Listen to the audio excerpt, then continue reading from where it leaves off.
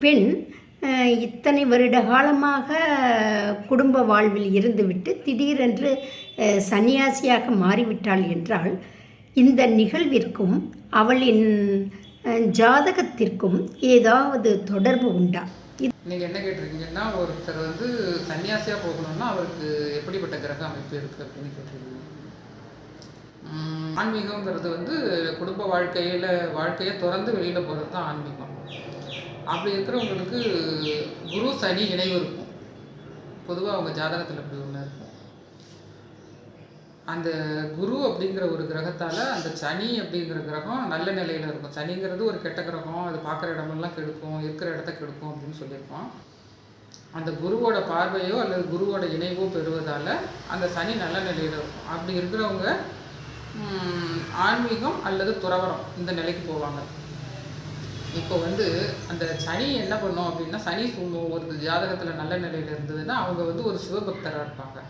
சிவனை ரொம்ப அதீத பக்தியோட வழிபடுவாங்க. சிவன் வந்து என்னோட நேரில் பேசினார் அப்படின்வாங்க. சிவனோட நான் பேசினேன் அப்படின்வாங்க. சிவன் கனவுல வந்தார், இப்படி சொன்னார், அது மறுநாளே நடந்தது அப்படின்வாங்க. அந்த சந்நியாசி அப்படின்ற ஒரு அமைப்பு எப்படின்னா, ஒரு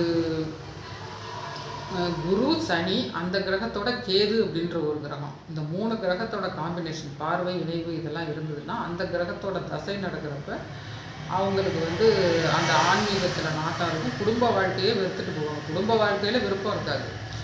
இந்த சன்னியாசி அப்படிங்கிறதுல வந்து 2 வகை இருக்குது. ஒருத்தர் வந்து இந்த காசி ராமேஸ்வரத்துல எல்லாம் பார்ப்போம்ல, அகோரிகள்னு சொல்லி உடம்பு முழுக்க திருநீரை பூசிட்டு வந்து ருத்ராட்சம் போட்டுக்கிட்டு நெத்தி நிறைய பட்டை போட்டுக்கிட்டு பார்க்கவே பயங்கரமான ஒரு தோட்டத்தில் இருப்பாங்க.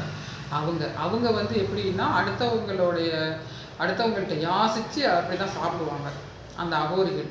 அது ஒரு வகையான சந்நியாசம். இன்னொரு சந்நியாசம் வந்து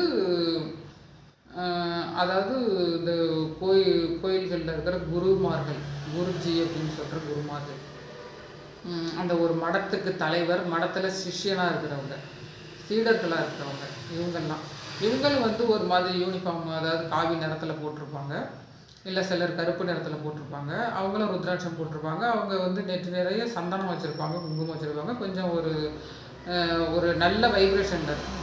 அவங்கள பார்க்குறப்ப நமக்கு வந்து கும்பிடணும், அவங்கள வணங்கிக்கணும் அப்படின்னு தோணும். அந்த மாதிரி இருப்பாங்க.